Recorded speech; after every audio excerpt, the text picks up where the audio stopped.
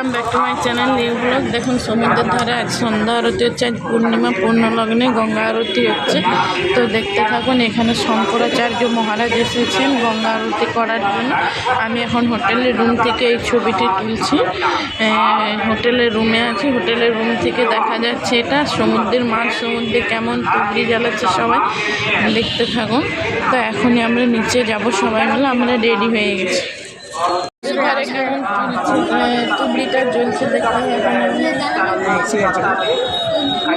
কি দারুণ লাগছে। আর হচ্ছে আমি তখন হোটেলের রুমে ছিলাম, এখন আমরা সমুদ্রের ধারে এসেছি একটু বসবার জন্য, সমুদ্রের আনন্দ উপভোগ করার, ঢেউয়ের আনন্দ উপভোগ করার জন্য।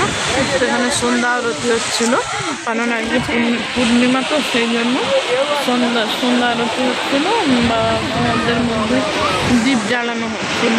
তো সমুদ্রের ঢেউগুলো দেখো, সন্ধ্যেবেলা যে সমুদ্রের ঢেউয়ের মনোরম দৃশ্য দেখতে থাকুন, কি দারুণ লাগছে সমুদ্রের ঢেউ। সন্ধ্যেবেলা সমুদ্রের ঢেউয়ের দৃশ্যটা দেখো, কি দারুণ লাগছে, তাই না?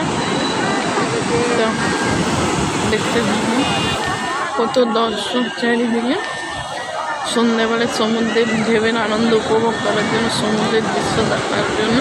তো আজকে এখানে একটা প্রোগ্রাম চলছিল, তো ওই জন্য বন্ধ চারিদিকে দোকানপাট, তো অন্যদিন খোলা থাকে। তো এখন